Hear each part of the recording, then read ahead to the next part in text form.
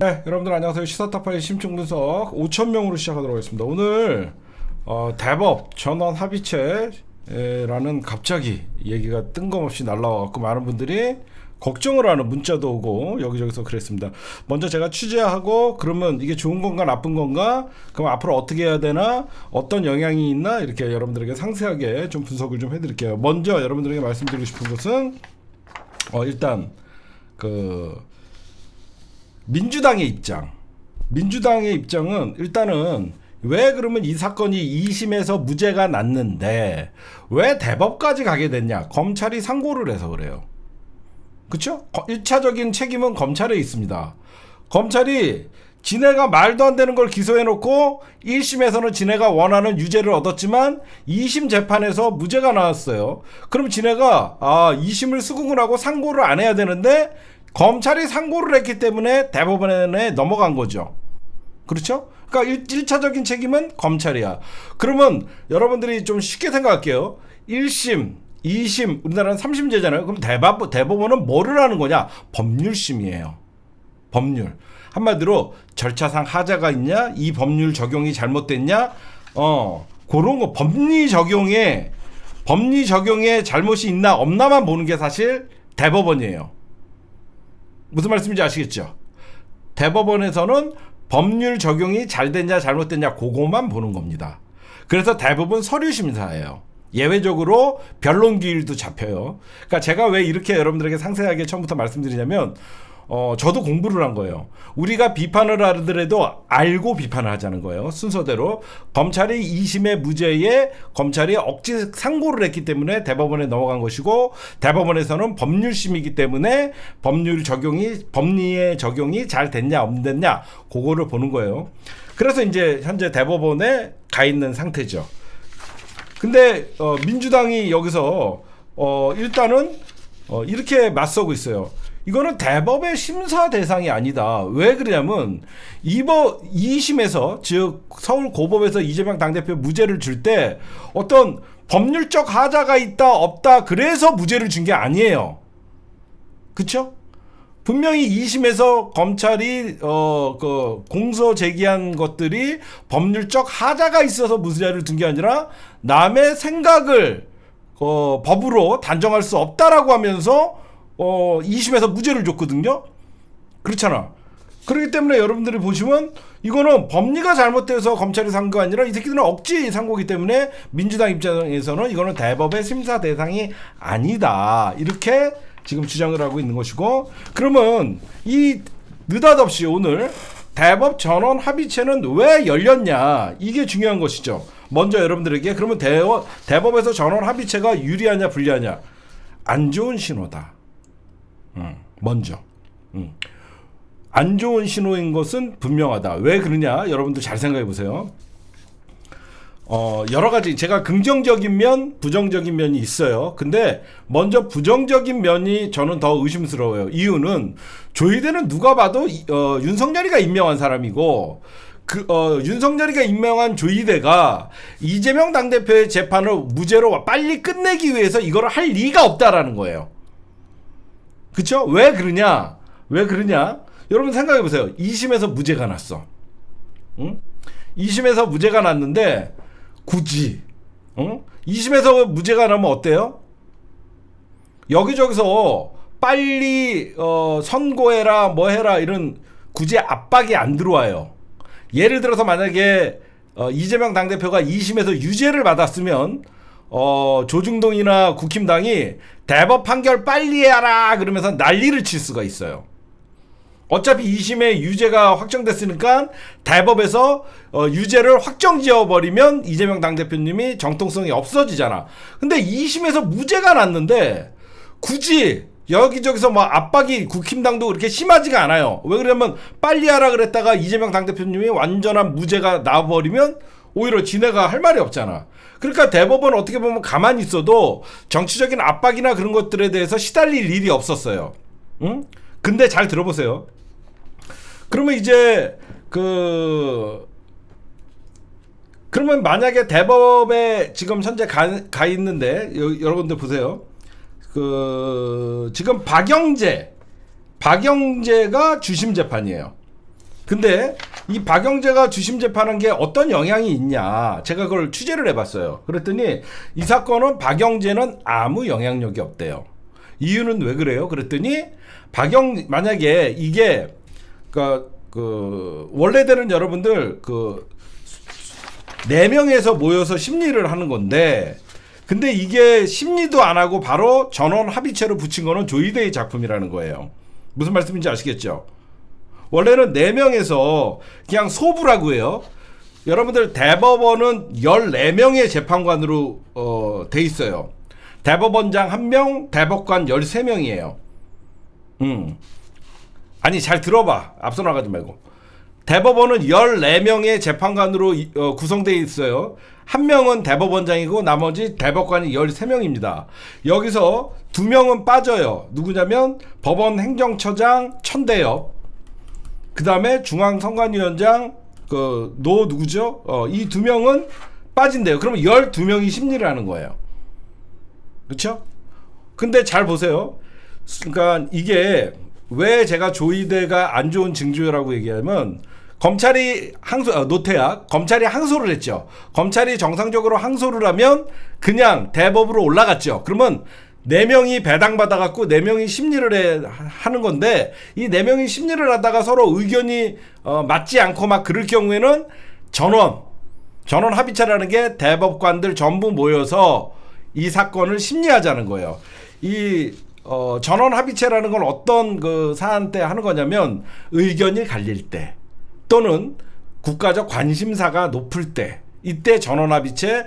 왜 그러냐면 만장일치, 우리가 헌재에서도 더 만장일치로 나오느냐, 뭐 6대2로 나오느냐, 그거에 따라서 더 강력한 메시지가 되잖아요. 그래서 전원합의체에 이제 붙인 거예요. 원래 4명에서 하는 건데 노태학이 전원합의체로 붙인 거예요. 근데 여기서 보면요, 만약에 이게 4명에서 심리를 하다가 이견이 있어서 전원합의체로 붙인 게 아니라, 이게 대법으로 넘어오자마자 원래는 소부에 회부가 됐는데 이거를 바로 조이대가 잡아갖고 전원합의체를 하자라고 한 거예요. 그렇죠?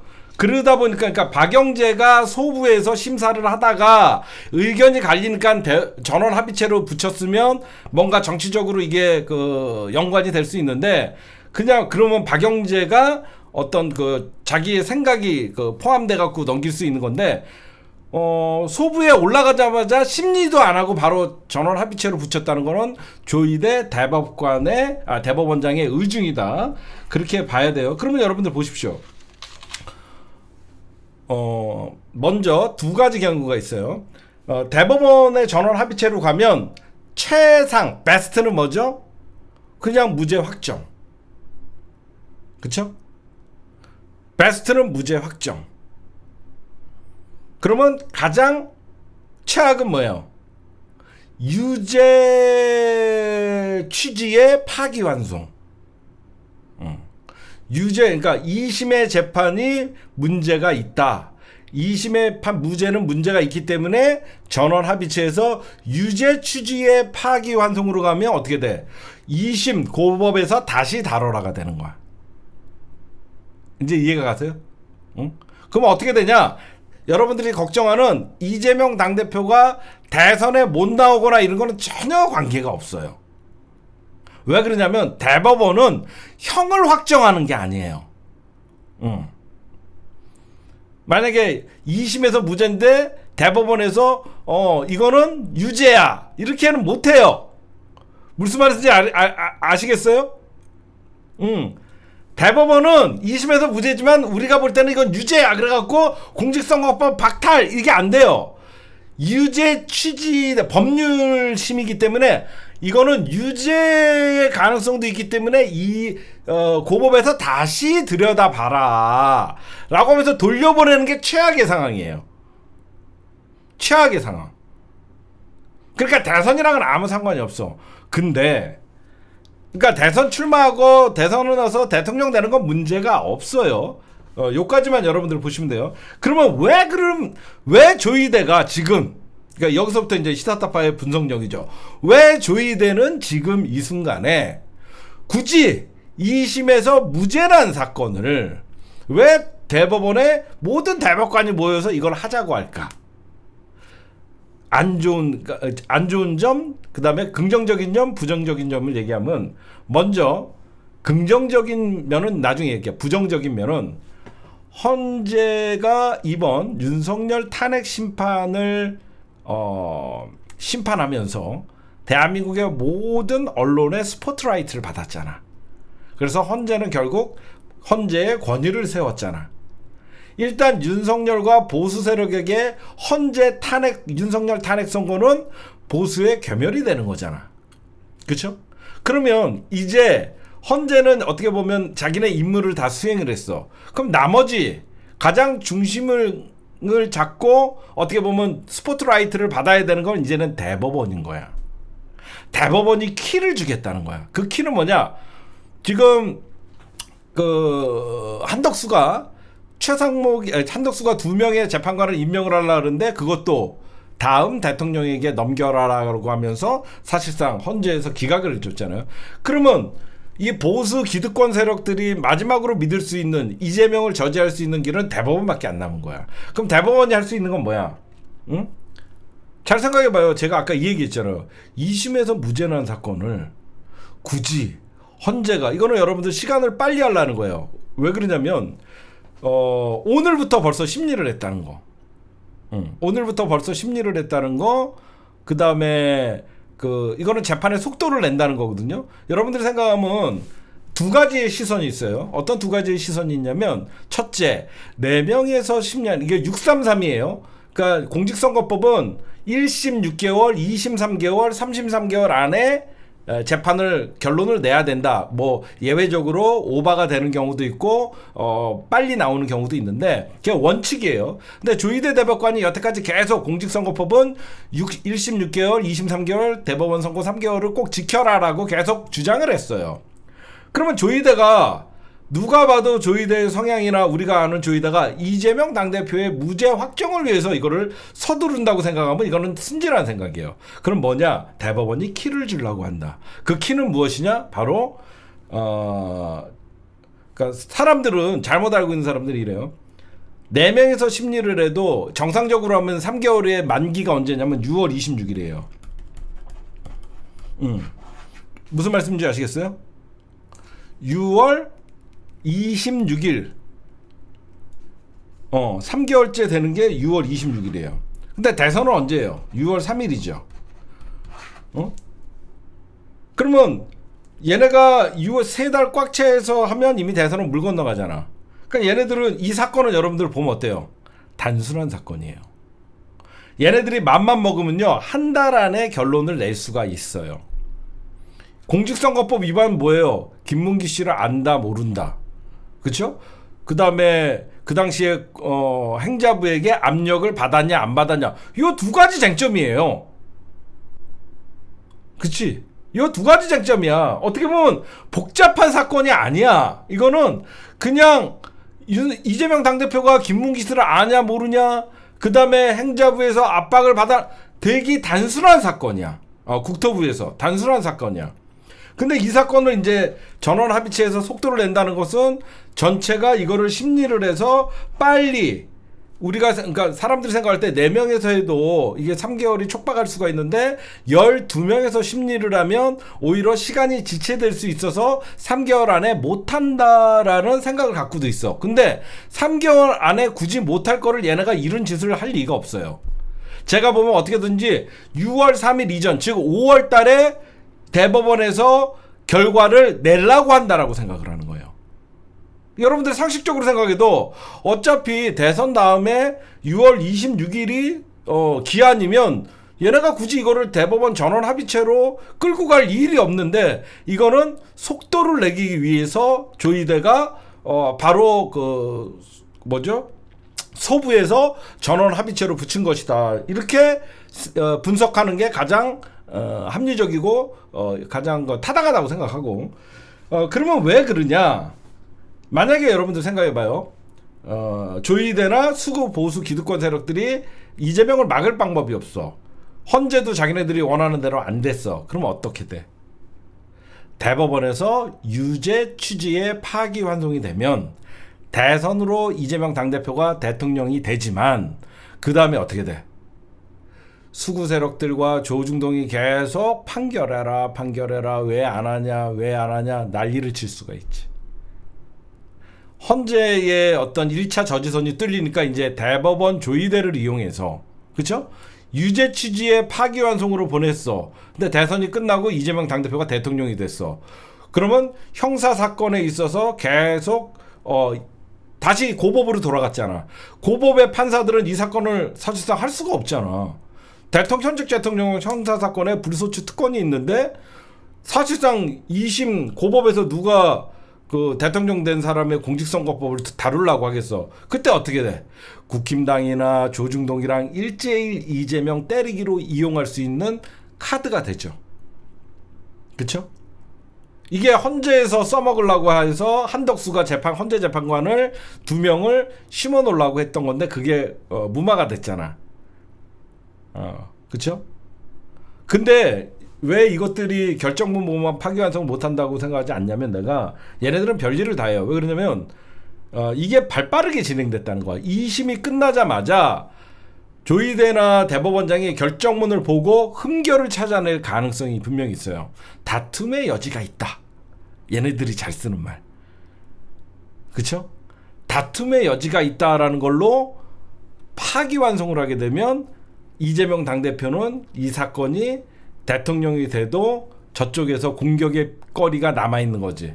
이재명 공직선거법 빨리 재판하라 라고 하면서 이재명 발목 잡기 용으로 쓸 수 있다는 거죠. 그리고 만약에 이 사건이 5월 달에 대법원에서 유죄 취지의 파기환송으로 넘어가게 되면 어떻게 되죠? 언론이나 조중동이 어떻게 돼요? 반명연대가 이재명 대통령 되면 다시 선거할 수 있다라고 하면서 사실상 공격에 빌미를 주는 거죠. 그래서 대법이 사실 이번 조의대의 이 결정은 대통령 선거에 영향력을 끼칠라 대선 개입이에요. 이거는 대선 개입이에요. 그래서 그러면 이게 제가 얘기하는 부정적인 면이에요. 그럼 긍정적인 면은 무엇이냐? 이건 긍정적인 면도 있어요. 만약에 바라보는 시각에 따라서, 만약에 이런 논쟁을 무죄로 끝내버리겠다. 왜? 제가 오늘 판사 출신들의 여러 그 분들에게 통화를 했어요. 진짜로 판사 출신 여러 번 통화를 했더니 이런 얘기를 해요. 대법은 무거운 사건을 짊어지고 싶어 하지 않는다. 이런 얘기를 하더라고. 그러니까 굳이 2심에서 무죄 난 사건을 이게 대법에 올라가 있어서 얘네가 그걸 부담을 느끼면서 이거를 대선 전에 털고 가야지, 나중에 이재명 당대표에 대한 사건은 다 1심, 2심에 계류 중이지 대법에 넘어오지 않는다는 거예요. 응? 무슨 말씀인지 아시겠어요? 지금 이재명 당대표의 여러 가지 5개의 재판 중에 유일하게 대법까지 올라가 있는 사건은 이 한 사건이란 말이야. 그래서 대법은 그냥 2심에서도 이 사건을 봐도 그냥 법리적으로 문제가 없어서 그냥 무죄를 선고해서 판결을 끝내버리고, 왜 그러면 여러 가지 대법 사건이, 현직 대통령의 사건이 대법에 계류 중이라 그러면 정치권에게 압박의 타겟이 될 수 있고 여러 가지 문제가 있고. 그리고 저런 것도 있더라고요. 윤석열 탄핵 이후에 사법부가, 이건 긍정적인 거예요. 사법부가 굉장히 분노해 있기 때문에 이번에 정권 교체 어떤 대선의 영향을 직접적으로 주려는 마음은 없지만 국힘당에게 어떤 그 나쁜 감정들이 있다는 거야. 서부지법을 때려부시는 걸 보면서 판사들이나 법관들은 정말 충격을 받았다는 거지. 그래서 이번에 어떻게 해서든지 대법은 이 공직선거법은 얼마든지 누가 봐도 사람의 생각을 지배할 수가 없기 때문에 무죄를 선고해서 판결을 끝내버리겠다라는 생각을 갖고 있을 수 있다. 그리고 아까도 여러분들에게 제가 무슨 얘기를 했는지 이해를 하셔야 돼요. 만약에 이게 대선이 끝났어. 대선이 끝나갖고 만약에, 그러니까 부정적인 면으로 얘기하면 대법에서 유죄 취지의 파기환송으로 넘어갔어. 근데 이재명 당대표가 대통령이 됐어. 어느 2심 재판부가 현직 대통령의 공직선거법을 개시를 하겠냐 이거죠. 그렇죠? 그러면 왜 그러면 일단은 얘네들은 빨리 무죄, 그러니까 저거가 가장 설득력이 있어요. 이 무거운 사건을 대법은 지고 싶어 하지 않는다. 그래서 무죄를 확정지어서 끝내버리든가 아니면 유죄 취지의 2심으로 파기환송을 하면 2심 재판부로 넘어가 버리잖아. 그러니까 책임의 회피 수단이 될 수도 있다.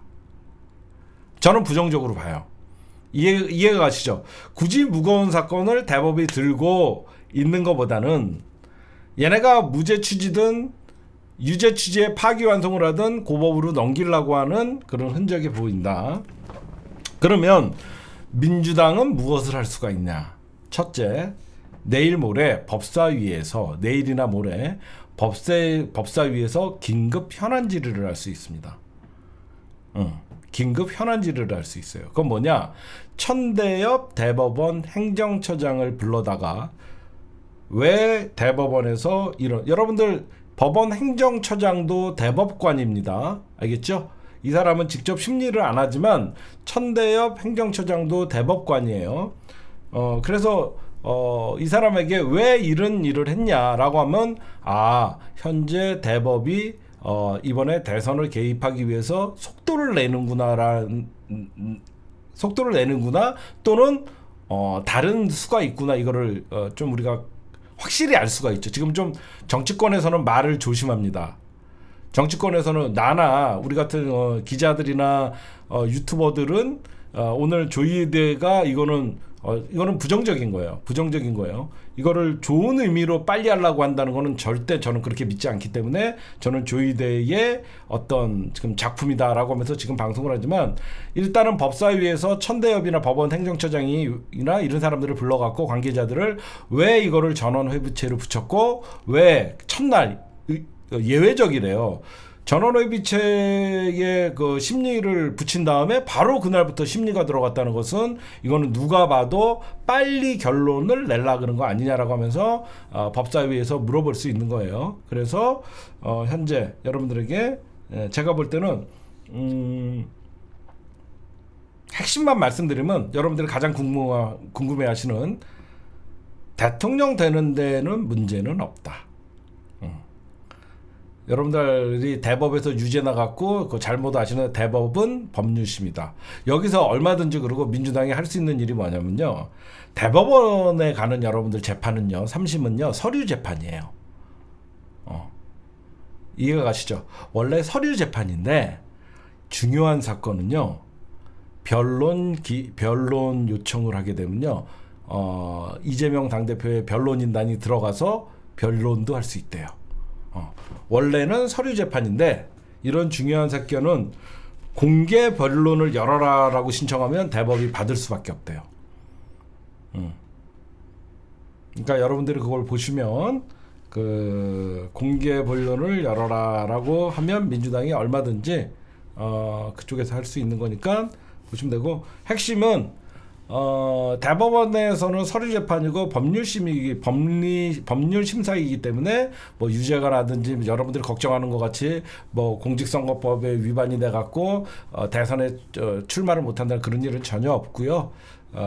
이게 일단은 제가 보면 어떤 사람들은 이게 12명이 심리를 하니까 더 시간이 오래 걸릴 것이다 라고 하는데, 그 시간이 오래 걸릴 것 같으면 굳이 얘네들이 전원합의체에 붙여갖고 이거를 하려는 생각을 안 할 텐데, 오히려 더 나쁜 짓을 하려고 조희대가 전원합의체를 붙여갖고 5월 중으로, 왜 그러면 이 사건 진짜 맘만 먹으면 두세 번 심리하면 끝나거든요. 제가 보면 5월 중에 둘 중에 하나죠. 긍정적인 거는 무죄를 선고해서 이 판결을 이 사건을 끝내버리든가, 아니면 유죄 취지의 파기환송으로 이 사건을 다시 대법이 아닌 고법으로 돌려보내서 대선 이후에 수구 세력들이 이재명 재판 진행하라라는 공격용으로 쓸 가능성도 있고, 그때는 키를 대법원이 쥐고 있는 것이죠. 근데 이게 여러분들 크게 걱정 안 하셔도 저는 된다고 말씀드리고 싶은 게, 2심 재판부 누가 여러분들 현직 대통령 2심은 여러분들 또 다시 재개가 되면 2심은 또 증인 출석해야 되고, 현직 대통령을 어떻게 2심 재판 법정에 세웁니까? 그러니까 여러분들이 그렇게 걱정하는 것 같이 잘 안 돼요. 그렇잖아. 아무리 대법원에서 유죄 취지의 파기환송을 2심에 보냈어. 그러면 2심 재판을 다시 해야 돼. 그러면 이재명 당대표를 출석시키려고 그랬더니 현직 대통령이야. 현직 대통령은 불소추 특권이 있어. 여러분들 마음같이 그렇게 잘 안 됩니다. 그러니까 현재 그런 상황이다. 굉장히 이거는 조이대가 한 작품이고 그래서 둘 중에 하나다. 그래서 이번에 제가 보면 헌재는 저것들이 포기했잖아. 장악을. 헌재 장악을 실패했지만 대법원이 키를 주고 싶어하는 것이다. 대선 이후에 여러 가지 뭐 사법개혁이나 그런 거에 있어서 아마 자기네들의 히든 카드로 갖고 있으려고 하는 거 아닌가. 분명히 민주당이 정권을 잡으면 어떤 그 검찰 개혁, 검찰 해체뿐만 아니라 사법의 칼자루를 댈 수 있는데 어떻게 보면 이재명 사건을 쥐고 있으면서 여기서 무죄를 줄 것 같지는 않아요. 아마 다시 한번 해보라 그런데 파기환송할 가능성이 저는 많다라고 생각해요. 그래서 자기네들도 이재명 당대표나 민주당의 어떤 그 약점을 하나 잡고 있으려고 하는 것 같습니다. 제 분석이 좀 맞을 것 같아요. 그래서 근데 여러분들 걱정하지 마십시오. 대법원에서 이번에 아무리 5월에 뭘 하고 뭐 해도 아무리 빨라도 뭐 5월 말이나 이렇게 하는 거지. 저는 반반이에요. 아무리 빨라도 대선 안에 전원 합의체에 선고가 나올 수 없다라고 생각하는 게 50%. 이것들이 전원 합의체에 붙인 이유는 빨리 뭔가 결정을 내리려고 저렇게 조이대가 직접 전원 합의체에 회부한 것은 이거는 속조를 내려고 하는 것이다. 그래서 50%는 대선 전에 나올 가능성이 많다. 이렇게 저는 둘 중에 하나를 보니까 뭐 대통령 되면 여러분들 세상은 바뀌어요. 쟤네들이 이렇게 너무 여러분들이 걱정 안 하셔도 된다. 그리고 뭐 쟤네들이 뭐 이재명 2심의 유죄 판결에 뭐 파기환송됐다 그래갖고 지금 이재명 당대표의 어떤 사법 리스크 또 떠들 텐데 그거는 이미 임원 대선에서 윤석열 내란을 이길 수 있는 방법은 없습니다. 그렇잖아요. 이미 대선 후보가 정해진 다음에 대법에서 그런 판결을 내릴 경우에는 대법이 대선 개입을 했다라는 비판에 자유로울 수가 없으니까 대법원이나 조이대도 그렇게 쉽게 움직일 수는 없을 것 같아요, 여러분들. 제가 보면 그러니까 선거 나가고 민주당 후보 되고 대통령 당선되고 그런 거에 대해서는 전혀 걱정할 필요 없다. 네, 시사타파의 대법 전원합의체 심리는 조이대 작품 완전 분석이었습니다. 내일이나 모레 이제 법사위에서 법원 행정처장 천대엽 불러다가 어떤 의도로 이렇게 행정적으로 처리했는지 물어보면 되고 그리고 박영재가 어떤 사람인가 좀 알아봤어요. 그냥 괜찮은 사람이래요.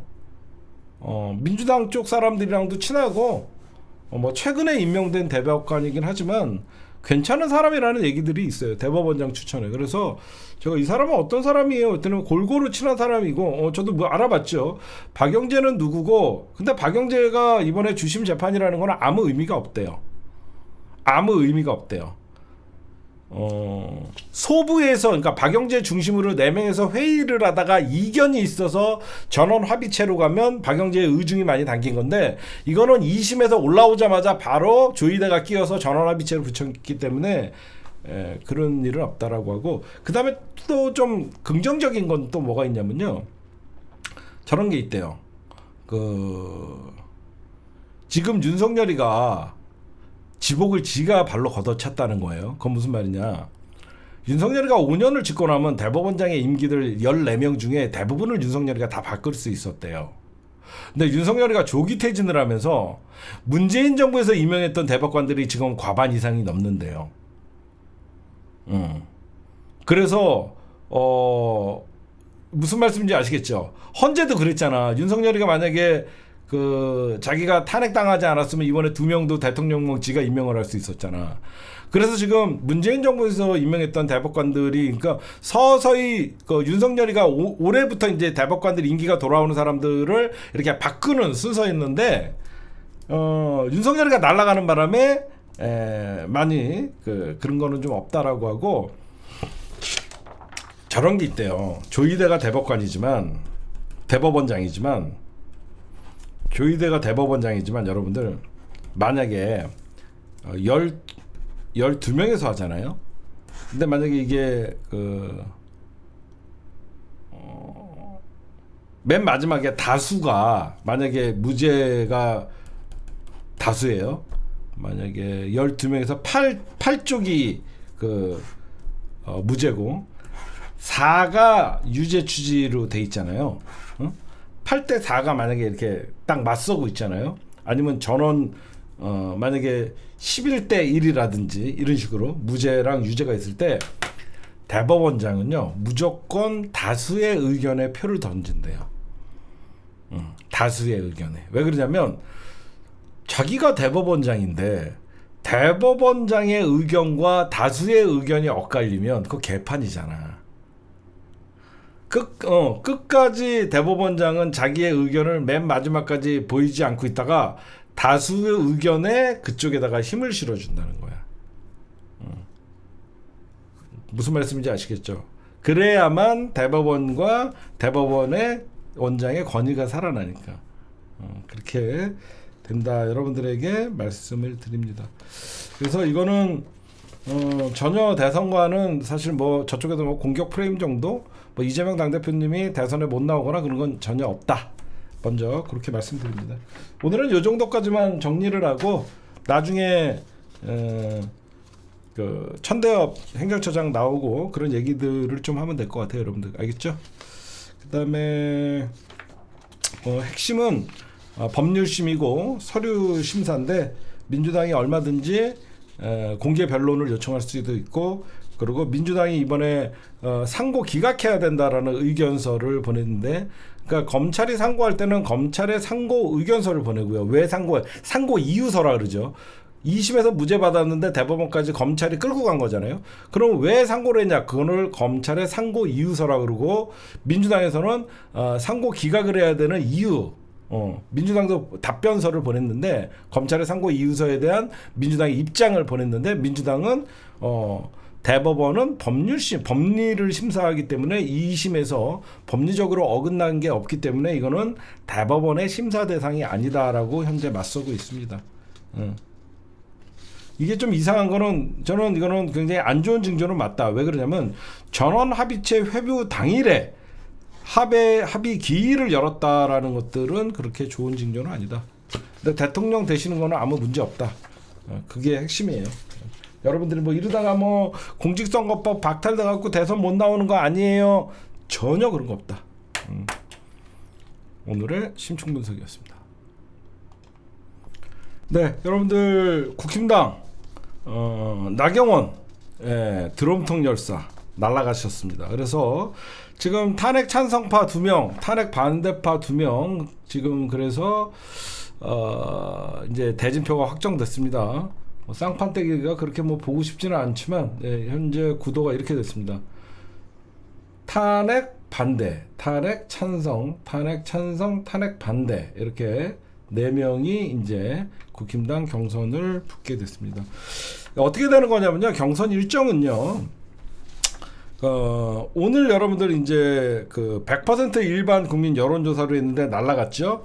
그러면 이제 이거는 누가 1등을 하고 누가 4등을 했는지는 공개를 하지 않습니다. 선거 대선이 끝난 다음에 공개를 해요. 그럼 2차 경선이 언제부터냐? 27일, 28일. 당원 투표 50, 국민 여론조사 50 방식, 민주당과 같은 방식이죠.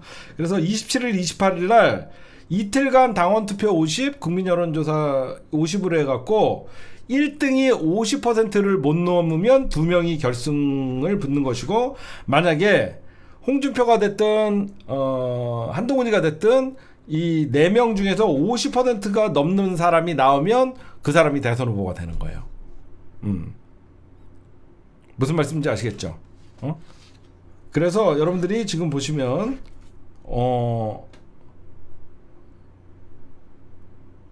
파기자판이라는 말이 있어? 나는 몰랐어. 나 몰라서 가르쳐줘. 파기자판 소속법상의 제도로 항소법원이 원심 판결을 하지 않고 알았어요. 죄송해요. 내가 몰라서 얘기했어요. 미안. 요거 얘기하는데 잠깐 요거 얘기하고 있다가 얘기합시다. 그 다음에 여러분들 그래서 27, 28일 날 여기서 이제 1차, 2차 경선에서 50%의 어떤 지지가 나오는 사람이 없으면 2명 1, 2등 뭐 홍준표가 됐든 저는 홍준표 한동훈이 될 가능성이 많아요.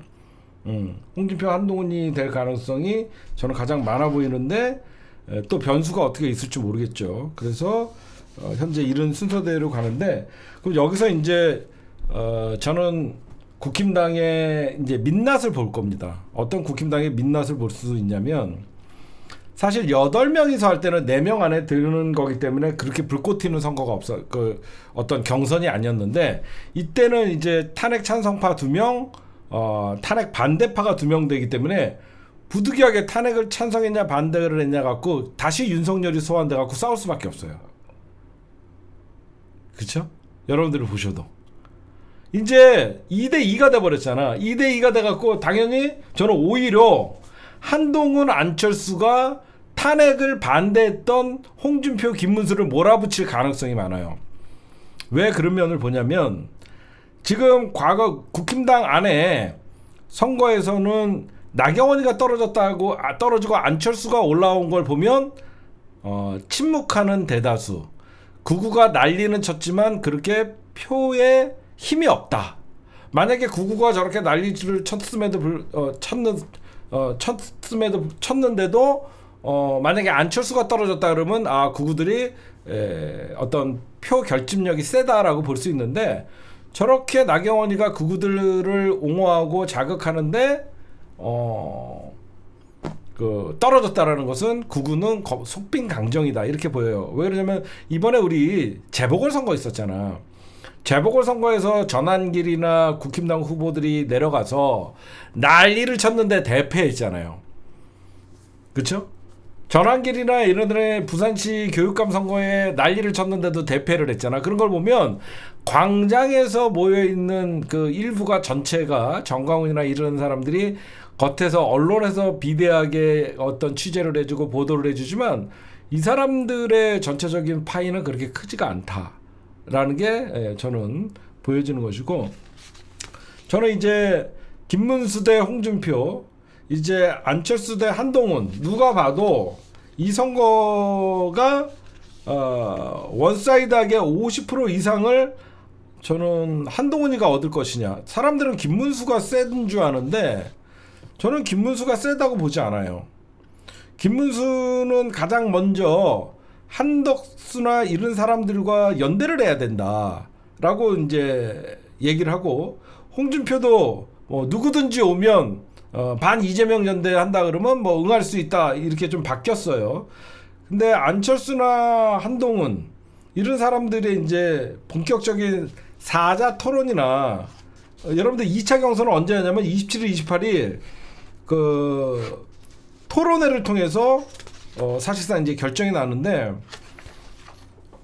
아마 개싸움이 나올 거예요. 김문수 같이 극우들은 사실 홍준표 지지 선언을 하면서 날아갈 수 있고, 그러면 탄핵 반대파 이제는 어디에 중심이냐? 떨어진 나경원, 그쵸? 떨어진 나경원이나 이런 사람들의 표를 홍준표가 가져갈 것이냐, 김문수가 가져갈 것이냐. 그게 가장 여러분들이 중요할 것 같아요. 방송할 때는 내용에 집중해. 나중에 다 이재명 당대표님 얘기할 거니까. 그러니까 여러분들이 보시면 지금 떨어진 후보 오세훈의 표가 중도표가 있고 나경원의 표가 있잖아요. 그래서 지금 과연 누가 김문수가 될 것이냐, 홍준표가 될 것이냐, 탄핵 반대표들은 떨어진 사람들의 표를 누가 흡수할 것이냐, 어떤 캠프가 흡수를 할 것이냐, 그게 더 이제 관건이 되고, 최종적으로 탄핵 반대표에서는 누가 올라갈 것이냐, 김문수가 올라갈 것이냐, 홍준표가 올라갈 것이냐. 저는 기세는 홍준표가 더 셉니다. 시작은 김문수가 셌지만 따라가는 추세나 캠프의 규모가 늘어나는 걸 보면 홍준표가 훨씬 셉니다 지금. 그래서 저쪽은 누가 봐도 안철수 대 한동훈은 한동훈이가 이기겠죠. 그렇죠? 누가 봐도 한동훈이가 이기겠죠. 그럼 가장 중요한 건 뭐냐? 우리는 한동훈이가 나와도 땡큐. 한동훈이가 나와도 완전 땡큐죠. 그구들이나 지금 국힘당의 대선 윤석열 탄핵 반대를 하는 사람들은 한동훈이를 이재명 당대표보다 더 싫어해요. 오죽하면 김건희가 한동훈만 떨어뜨려 달라고 했겠습니까? 저쪽에서는 뭐 김문수가 올라와도 땡큐고, 저는 가장 그나마 저 4명 중에 가장 위협적인 사람은 얘예요. 가장 위협적인 사람은 개인적으로 얘입니다. 근데 가만 보니까 얘는 지금 명태균 사건에 너무 걸려 있어요. 얘가 오면 국힘당의 지지자들은 정광훈이나 극우들이나 탄핵 반대파들은 차라리 이재명을 찍겠다라는 얘기가 나오고, 안철수는 사실 존재감이 없고, 김문수는 누가 봐도 대선 후보, 대선 지가 나갈 마음이 없는 애고, 그래서 인물들을 보면 얘가 나와도 땡큐, 얘가 나와도 땡큐, 뭐 다들. 근데 사실상 뭐 저쪽은 2차 경선의 가장 포인트는 뭐냐, 탄핵의 강을 과연 탄핵에 빠져있는 윤석열 탄핵의 바다에 빠져있는 국힘당이 어떻게 나올 것인가. 과연 홍준표, 김문수는 아직도 계엄은 잘못됐지만 탄핵은 과하다는 그 논리거든요. 쟤네들은 내 계엄령은 잘못됐다, 근데 탄핵은 과하다, 이렇게 떠들고 있거든요. 그래서 과연 안철수와 오히려 주도권을 한동훈, 안철수가 잡을 가능성이 많습니다. 쟤네들은 당 안에서는 배신자 프레이지만 대중적인 당원 50% 그리고 일반 여론조사 50%이기 때문에 대중적으로 볼 때 시간이 윤석열이 파면이 됐기 때문에 헌재의 판결이 옳았다라는 여론이 높기 때문에 오히려 홍준표와 김문수가 한동훈과 안철수에게 끌려갈 가능성이 많다, 이렇게 좀 말씀드리고 싶고, 그 다음에 나경원은 그럼 왜 떨어졌냐. 여기저기서 얘기해오는 게 드럼통 무리수가 사실상 나경원이가 떨어졌다, 이런 얘기도 나오는데, 이 드럼통이라는 어떻게 보면 일베에서 쓰는 이재명 당대표님의 공격용이잖아요. 그렇죠? 일베가 쓰는 이재명 당대표의 공격용인데, 굉장히 나경원이가 무리수가 뭐였냐면 혐오적이었다는 거야, 대체로 얘기하는 게. 나경원 하면 좀 어떤 대중 정치 이미지, 여성 정치 이미지, 그런 게 있어야 되는데, 드럼통 안에 들어가 갖고 이런 모습이 굉장히 혐오스럽고, 그동안에 나경원이가 나름 추구해야 하려고 그랬던 정치적 이미지랑 너무 맞지 않았다. 그러니까, 그리고 두 번째 나경원이 떨어진 이유는 극우 윤석열 탄핵 반대의 어떤 나눠먹기에서 밀린 것이다.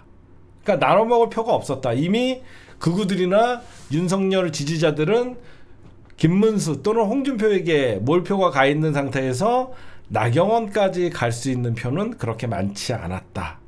표가 갈리는 현상, 그렇죠? 누가 봐도 1차적으로 윤석열이가 극우의 중심이었던 김문수에게 많이 표를 밀어줬고, 그 다음에 대중적 인지도가 있는 홍준표가 2등을 했고, 제가 볼 때는 윤석열의 지원이 있음에도 불구하고 극우의 표가 그렇게 많지 않았다. 그래서 갈렸다. 뭐 드럼통에 가서 뒤질지언정 뭐 이 자체가 너무 혐오스러웠다, 이게. 그쵸? 누가 봐도 이 모습이 너무 혐오스러워요. 나경원 뭐 1억 피부과 이런 얘기는 있지만, 나경원 하면 나 빠루, 나 드럼통, 하는 집마다 똥포를 차는 거예요. 그렇잖아요. 쌍판떼기는 어디서 1억 원이 피부과 돈 쳐발라갖고 뭐 그런 이미지를, 뭐 강남 이미지를 갖고 있는데, 하는 짓이 빠루 들고 있고, 하는 짓이 드럼통에 들어가 있고, 그러다 보니까 일베들이나 좋아하지 국힘당의 어떤 여성 정치인의 수준이 저거밖에 안 되냐, 그런 비판적 시각이 있다. 그래서 2차 경선 27일, 28일 날 후보 토론회 때 이게 맞짱 토론 같이, 그러니까 지명 토론이잖아요. 그게 아마 되게 불꽃일 것 같고, 사실상 8명 토론할 때 잠깐 한동훈과 어떤 홍준표가 붙으려고 그랬잖아요. 홍준표 후보, 이거는 참 유치해서 안 물어보려고 하는데, 홍준표 후보는 뭡니까, 키높이 그들 왜 싫습니까? 뭐 이거는 시작에 불과하다. 과연 2차 경선에서는 어떻게 될 것이냐. 그리고 일단은 저는 저 4명 중에 50%를 넘는 사람은 나오지 않을 거라고 생각해요. 그래서 1대1로 갔을 때 제 예상은 이렇게 붙을 것 같아요. 어떤 사람들은 김문수 대 한동훈이가 붙어갖고 김문수와 어떤 그 한덕수의 단일화 효과를 보려고 할 것이다, 이런 얘기가 있는데, 제가 보면 이 둘이 붙을 것 같습니다. 이 둘이 결승전에서 붙어갖고 어떻게 될지 모르겠어요. 의외로 국힘당에 한동훈 표가 많아요. 그 다음에 근데 국힘당은 뭘 해도 수준 떨어질 수밖에 없어요.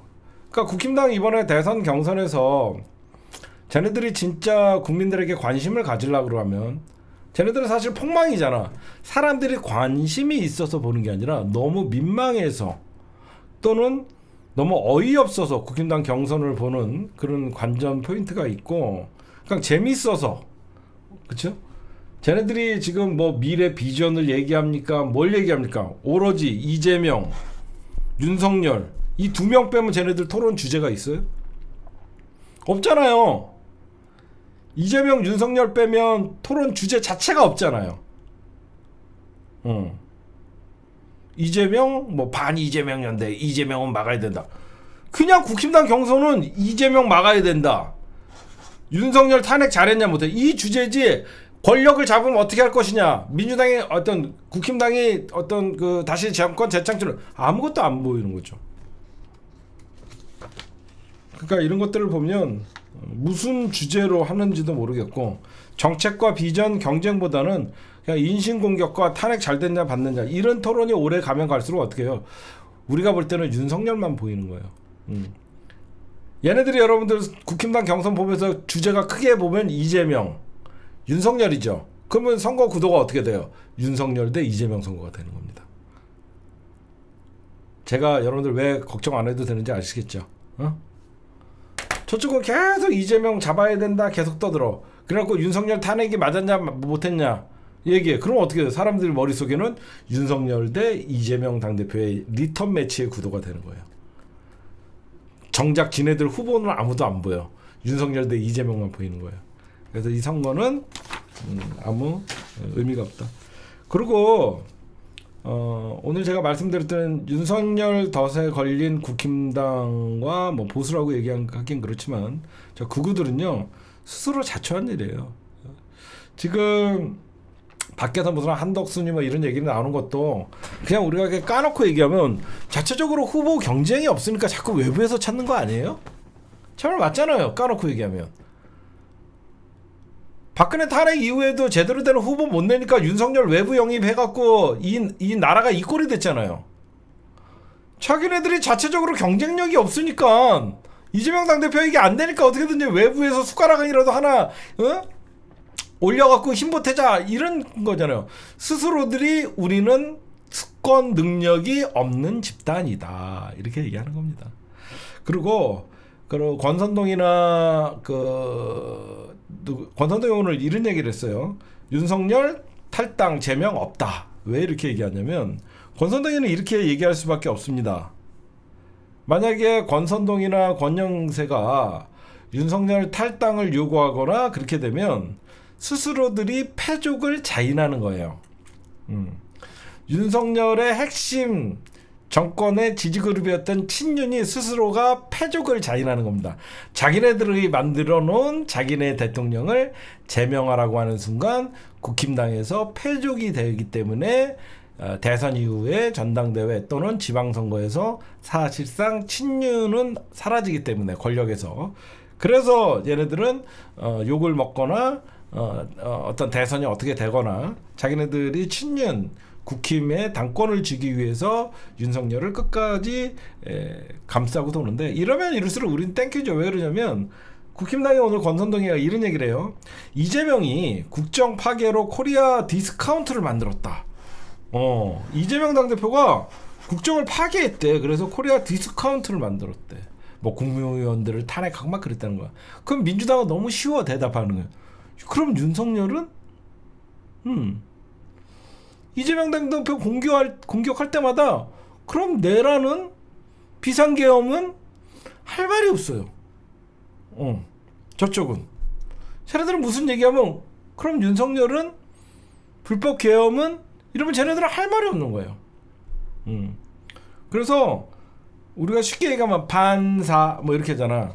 코리아 디스카운트 이재명이다 그러면 윤석열은 이렇게 하면 저쪽은 할 말이 없는 것이다. 말씀 좀 드리고 그 다음에 이 개새끼 죄송합니다. 욕을 하고 있는 이 새끼 어디 갔지? 나 준비해 놓은 거. 도라이 새끼. 국힘당 얘기하고 민주당 얘기로 좀 넘어갈게요. 윤석열 얘기죠. 두 번째 거. 그러니까 윤석열 덫에 걸린 국힘당과 보수.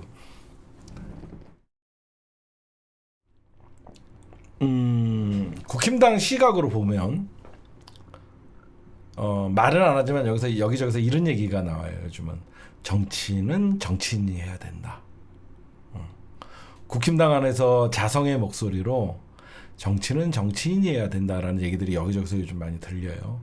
그 이유는 만약에 윤석열이가 정치인이었다라고 하면 자기가 내란을 일으키고 물론 그런 판단도 안 했겠지만 비상계엄 불법 비상계엄을 선포를 하고 탄핵이 됐다 그러면 선당 후사의 정신으로 사실상 주둥이 닥치고 가만히 있는다는 거야. 박근혜가 그랬잖아. 무슨 말씀인지 아시겠죠? 박근혜는 탄핵당하고 진짜 조용히 있다가 대선은 깨졌지만 그때 당을 추스리고 그러니까 당에게 모든 걸 맡기면서 나중에 사실 2022년에 윤석열이라는 용병을 데려다가 정권이라도 잡았단 말이야. 박근혜는 그나마 뭐 아는 게 없으니까 가만히 있을 수도 있죠. 뭐 라또나 쳐 드시는 분이니까. 근데 윤석열은 검찰 독선이 남아있는 놈이에요. 즉 윤석열은 국민은 안중에도 없는 놈이다 보니까 내가 가장 우선인 거예요. 그러니까 당은 어찌 나를 잊어야만 대선에서 유리한 단 뭐 한 표라도 더 올 수 있는데 윤석열은 그게 싫은 거예요. 늘 권력의 정점에 있었고 늘 대한민국의 갑의 위치에서 살던 윤석열이기 때문에 아직 현재의 국민의힘은 내가 접수했고 친윤계에게 내가 상황이라는 생각을 하는 거예요. 그러니까 정상적인 정치인님은 파면됐고 재판받고 이러면 조용히 좀 지내면서 이래야 되는데 계속 끊임없이 끊임없이 국힘당 경선에 말이 안 나오게끔 최대한 해줘야 되는데 말이 나올 수밖에 없는 거예요. 여러분들 윤석열이가 활개치면 활개칠수록 우리는 이번 대선에서 얼마나 편한 선거를 합니까? 대표적인 게 뭔지 아세요? 제가 여러분들에게 무슨 너무 안심하라고 너무 방심하는 거 아니냐 이런 사람들도 있는데 방심이 아니라 여러분들 안심하고 이번 선거는 즐겨도 돼요. 이번 선거는 윤석열을 잊어야만 저쪽에서 조금이라도 득표율이 오르는데 윤석열을 잊을 만한 시간이 없어요. 왜 그러냐? 5월 달에만 윤석열 재판이 4개가 있어요. 언론에서는 윤석열 다음 주 2주에 3번이거든요. 재판이 2주에 3번이에요. 재판이 2주에 3번 잡혔어요. 지금 1심 재판이 30일인데 지규현 판사가 2주에 3번씩 하겠다라고 해서 지금 5월에 3번 있습니다. 대선 전에 이번에 다음 달 5월 달에 재판이 3번 남았어요. 잊을만 하면 전부 언론이 윤석열 이번에는 포토라인 선화. 대선 끝날 때까지 윤석열이야. 응? 그래서 지금 여러분들에게 말씀드릴게요. 지금 재판 일정을 벌써 주기현이 다 28번을 지정을 했습니다. 5월에 3번, 6월에 3번, 7월에 4번, 8월에 3번, 9월에 4번, 10월에 4번, 11월에 4번, 12월에 3번, 28번. 올해 윤석열 재판만 28번. 응? 쟤네들은 내란의 바다에서 허우적댈 때 계속 윤석열이 등장하는 거예요. 윤석열이가 파면된 다음에 날 그만 잊어요 라고 해줘야 되는데 날 그만 잊으면 니들도 뒤지고 나도 뒤지는 거야. 지금 완전 윤석열이 이런 꼬장을 부리잖아 밖에서. 응? 응? 내 딸 게리 시켜갖고 윤버지라고 하면서 아버지 정당을 정당 만들어도 되는 건가? 너희들 나 버리면 정당 만든다. 너희들 나 버리면 왜 윤석열 신보가 고약한 게 지가 망쳐놓은 국민의 힘이잖아, 어떻게 보면. 그러면 자기를 희생해서라도 당은 살려놔야지 자기의 어떤 나중에라도 있잖아. 어떻게든지 윤석열은 잊혀지는 게, 그리고 권력의 금단 현상이 있기 때문에 니들 나 버리면 내가 대통령 만들 수 있는 지금 힘은 없어졌지만 니들 떨어뜨릴 힘은 있다. 그러니까 정광훈이나 여기저기서 어때요? 김계를 이용해서 신당 만든다 그러고, 정광훈을 이용해서 국힘당 8명 아무도 안 찍는다는 모종의 협박을 하는 거예요.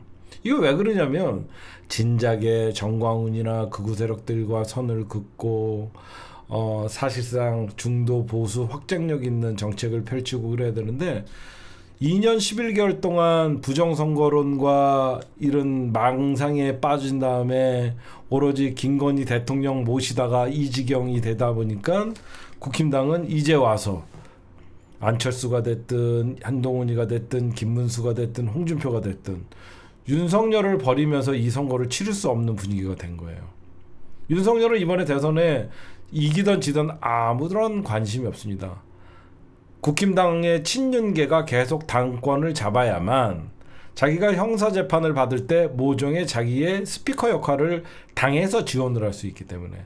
근데 대선을 나를 잊으라라고 하면서 큰 정치를 저렇게 할지도 모르겠지만 윤석열이 국힘당에서 선을 긋는 순간 윤석열은 나홀로 재판을 받아야 되는 상황이 된 거예요. 그래서 윤석열이가 경고한 거죠. 국힘당이 나를 선긋기 한다 그러면 그럼 내가 당을 만들겠다. 그게 바로 김계리가 만들었던 윤 어게인 정당의 실체예요.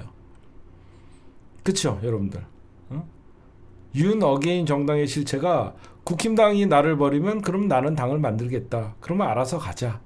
나는 형사재판이 중요하다. 이런 얘기를 하는 거예요. 그리고 여러분들이 그 실체를 좀 아시면 될 것 같고, 여러분들이 보셔도 국힘당은 윤석열의 이번 대선에서 그늘에서 벗어날 수 없겠죠. 윤석열은 5월 달에만 3번 법정에 출두하는데 언론들이 윤석열을 출두하는데 기사를 안 쓸 수가 있어요?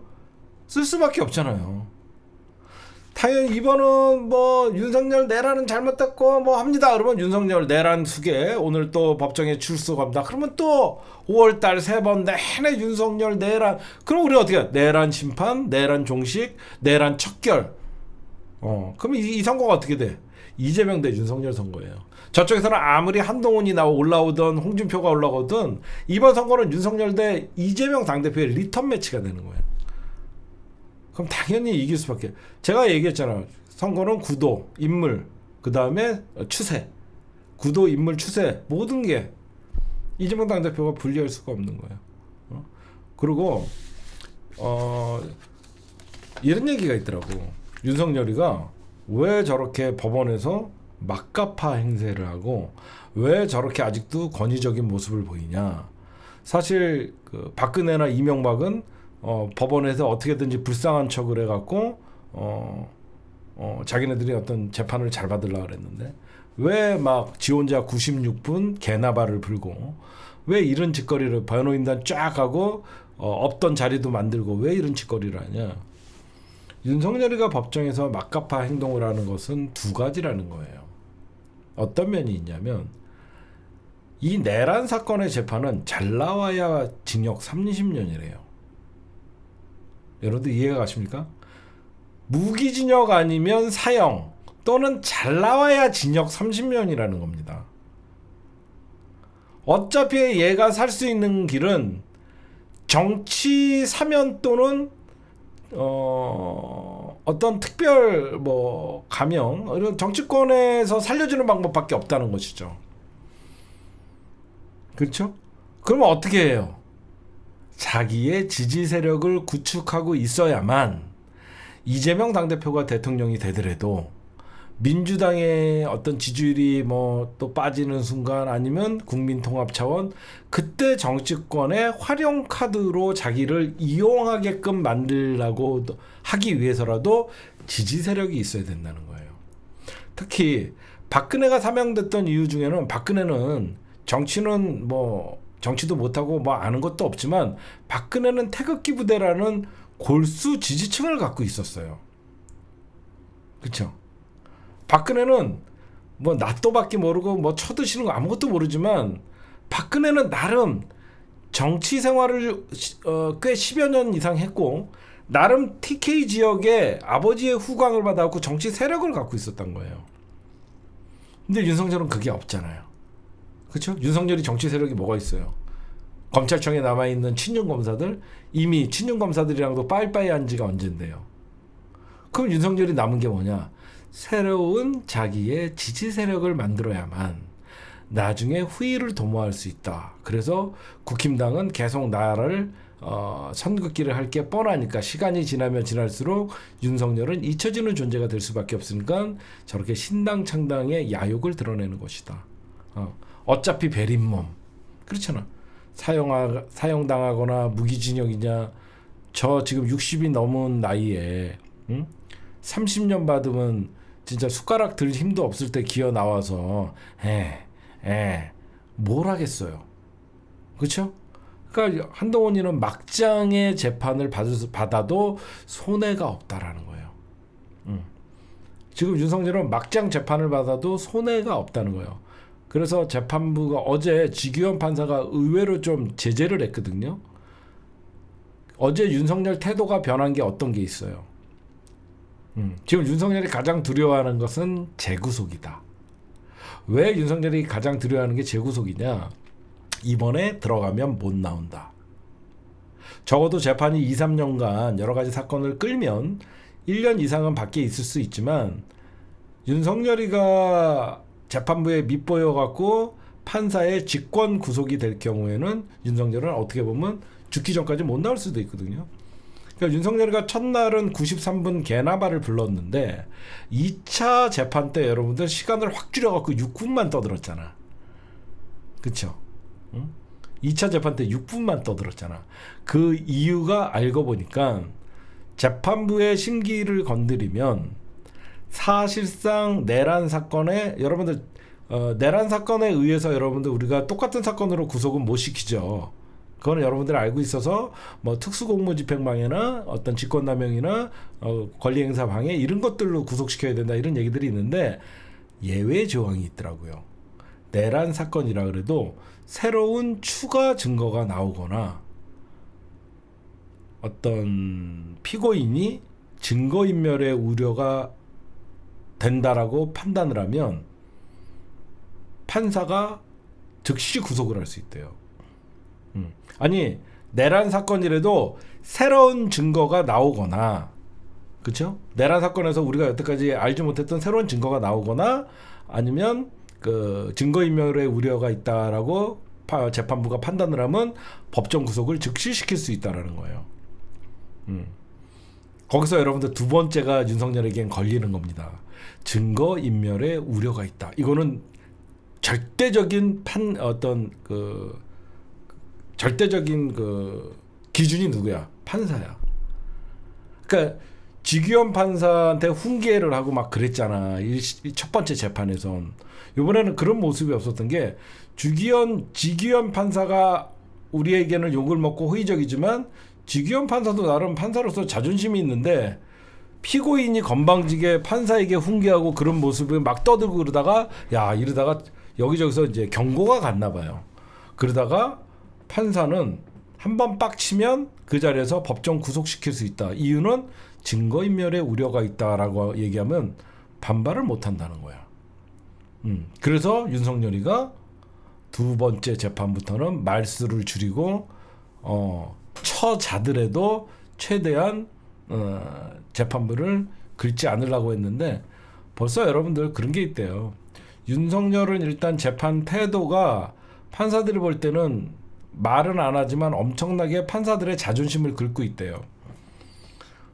이 재판이 왜 열려요? 지금 윤석열 내란 재판이 왜 열립니까? 윤석열 때문에 열리는데 어떻게 보면 가장 내란 수계의 주범이 돼서 이 재판에 많은 사람들이 관심을 갖고 있는데 그런 피고인이 법정에 나와서 무책임하게 쳐자는 걸 보십시오.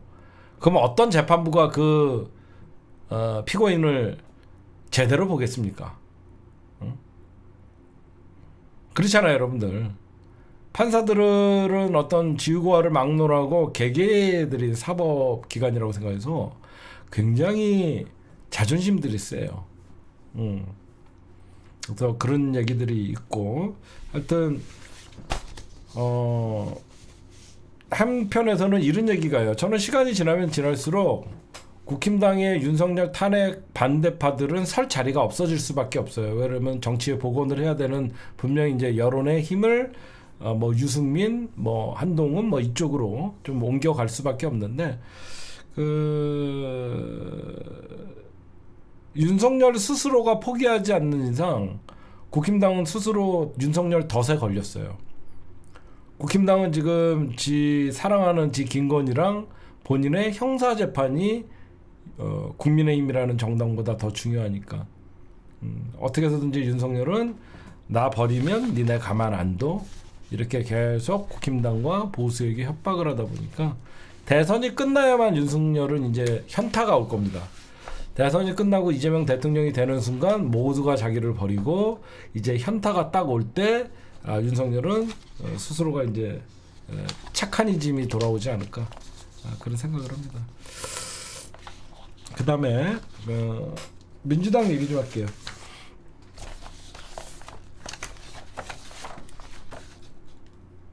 지금 민주당 경선에 있어서는 어떤 뭐 경쟁 또는 어떤 치열한 토론, 이런 모습이 안 보인다 그래갖고 민주당의 대선 경선은 참패다, 이런 얘기들이 나와요. 천만의 말씀. 오히려 이번 대선 조기 대선은요, 경쟁자가 없는 게 대서론을 굳히기에 더 좋다. 지난 대선과 비교해보면 이낙연이라는 경쟁자가 있음으로써 오히려 지지층이 분열됐거든요. 그렇잖아. 민주당 내 싸움이 가열될수록 눈살을 찌푸리게 하고 민주당이 분열로 가는 그런 어떤, 우리가 선거를 봤는데, 이번에는 민주당의 이재명이라는 대통령 후보가 사실상 확정이 됐기 때문에 큰 출혈 없이 대선 후보가 됐다. 그래서 사람들은 흥행에 재미는 없다라고 하지만 지금 이재명 당대표의 말과 그리고 행보 자체가 대선 행보로 보이기 때문에 사람들은 사실 민주당의 경선은 대선에 이재명 당대표의 메시지가 어떤 게 나오냐에 주목이 더 간다는 것이죠. 왜 그러냐면 이재명은 민주당의 대통령 후보로 100% 이제 확정이 됐다라고 봐도 과언이 아니잖아요. 근데 국힘당은 한동훈은 이렇게 하겠습니다, 홍준표는 이렇게 하겠습니다, 김문수는 이렇게 하겠습니다, 뭐 안철수는 하겠습니다, 뭐 해봐야 누가 대통령이 될지 몰라서 그냥 한 경선을 통과하기 위한 한 개의 공약뿐이다라고 얘기되잖아. 저쪽은 다 각자 한마디씩을 해도 국힘당이 권력을 잡으면 저걸 하겠다가 아직까지 머리에 안 떠올라온다는 거죠. 근데 민주당 경선은 이재명, 김동연, 김경수가 하지만 이재명 말에 집중할 수밖에 없다는 것이죠. 왜? 저 사람이 민주당의 대통령 후보니까.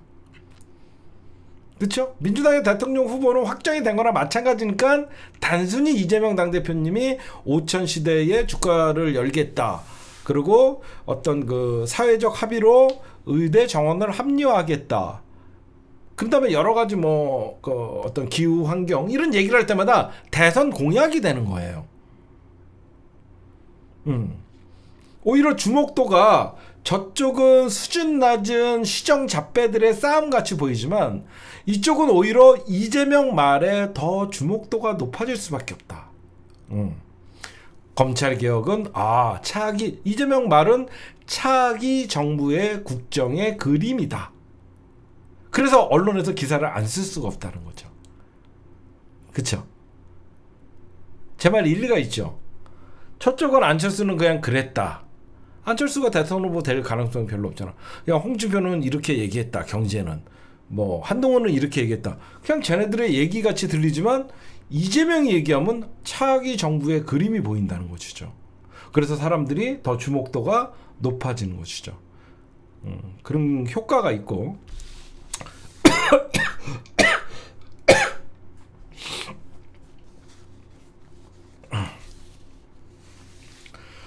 이번 주 토요일 날 이제 더불어민주당은 이제 토요일, 일요일을 양의를 통해서 이제 경선을 마무리 짓습니다, 여러분들.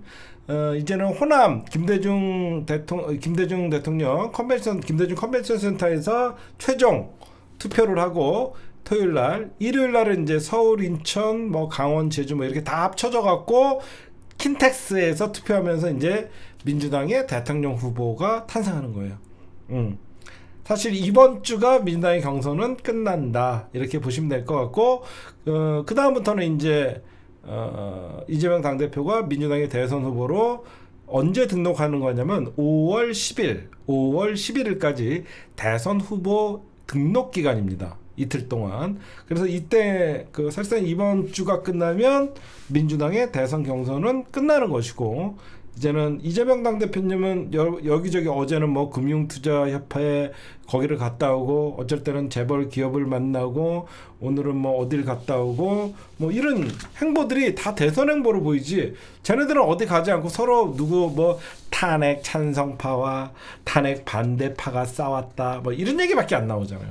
그리고 이번 주 토요일 날 아무래도 우리가 호남은 민주당의 뭐 심장, 어떻게 보면 우리 민주당의 뿌리 뭐 이런 얘기를 하죠. 그래서 저는 이번 토요일 날 우리 더불어민주당의 대선 관전평은 과연 이재명 당대표가 호남에서도 90% 이상의 지지율을 얻을까? 뭐 1등, 2등 이거 3등은 별로 관심이 없고, 호남에서 이재명 대표의 지지율이 몇 프로일까? 이것도 하나의 관심사고, 호남에서 김동연, 김경수의 2등 싸움은 어떻게 될까? 이렇게 보셔도 여러분들이 더욱 좋을 것 같아요. 이번 주 토요일 날 후보자 연설회는 이번 주 토요일 날 3시에 김대중 컨벤션 센터에서 합니다. 요렇게 이거는 조금 있다고 요거부터 할까요? 요거는 그냥 읽어드릴게요. 이렇게 보시면 됩니다. 이번 주말에 이제 끝난다라고 여러분들 보시면 될 거예요. 세 분 다 좋아요. 모두가. 그러면 그동안 이재명 당대표를 공격했던 세력들이 써먹었던 말이 두 가지예요. 어떤 게 있냐면, 하나는 박스권. 이재명은 사법 리스크 때문에 박스권에 갇혀있다. 말 같지도 않은 소리를 해요. 그렇죠? 뭐 30%의 지지율에 갇혀있다. 개소리랍니다. 아직 대선이 무르익지 않았으니까 30%면 엄청나게 30% 되면 높은 대선 지지율인데, 이재명 당대표 30% 나올 때 쟤네들 다 합쳐도 10%도 안 나오는 애들은 2%, 1% 뭐 이런 애 나오는데, 유독 이재명을 깎아내리기 위해서 박스권에 갇혀 있다라고 얘기를 했습니다. 근데 이재명 당대표님이 이제 본격적으로 대선 기간이 오니까 다자구도에서 누구랑 붙어도 이제 50% 이상의 지지율이 나오는 현상들이 보이는 거는 두 가지가 통한 것이다. 경제에 치중하는 모습. 지금은 누가 봐도 먹고 잘 사니즘, 먹사니즘, 잘 사니즘. 이재명의 어떤 민생의 초점에 맡은, 그리고 중도 보수의 우클릭의 정책이 효과를 보이고 있어서 50%라는 저들이 얘기하는 박스권 지지율을 깬 것이다. 왜 이번에 굉장히 이재명 당대표의 대선 어떤 가도나 일정들이 굉장히 긍정적이냐면, 예전에 이낙연이 같이 당대표 하기 전에는 대선 지지율이 아무것도 안 했는데 막 40% 나오다가 뚝 떨어지는 게 아니라, 이재명 당대표는 30% 40%의 이 안정된 지지율을 바탕으로 추세가 계속 올라가는 추세. 제가 뭐라 그랬죠? 선거는 구도, 인물, 추세가 중요한데, 구도도 좋고 인물도 좋고 추세도 좋아요. 점점점 만약에 올라갔다가 떨어지는 추세가 아니라 이재명 당대표님은 추세가 되는 거예요. 그래서 저는 이번 대선은 이재명 당대표님이 과연 60% 정도의 대선 지지율을 얻을 수 있을 것이냐, 그리고 몇 표 차로 국힘당 후보를 꺾을 것이냐, 이게 저는 좀 관전 포인트가 아닌가 생각을 하고, 나머지 김동연 그리고 김경수 후보, 여러분들 제가 계속 얘기하지만 이번 주가 지나면 다 경기도에서, 그리고 경기도 김동연은 선거운동 못하죠. 다시 경기도 지사로 복귀해야 되니까. 김경수 지사나 김동연 지사나 나름 이재명 당대표의 대통령 당선을 위해서 다 뛰어야 되는 분들이니까 진짜 이재명 당대표의 지지자라 그러면 김경수 후보나 김동연 후보에게 상처되는 말은 좀 안 했으면 좋겠어요. 나와줘서 고맙습니다. 지금 사실 이런 새끼는 욕해도 돼요. 이낙연이 오늘 뭐라고 까불었냐면 이재명이 대통령 되면 민주주의가 위태하다. 온갖 방법으로 재판을 지연시킨다. 이런 새끼가 국무총리를 하고 4선 민주당 국회의원을 하고 김대중 대통령을 팔아먹고, 이유가 현재 민주당이 입법권을 장악하고 있기 때문에 행정 권력까지 장악을 하면 안 된다. 그냥 추하다. 이낙연 추하다.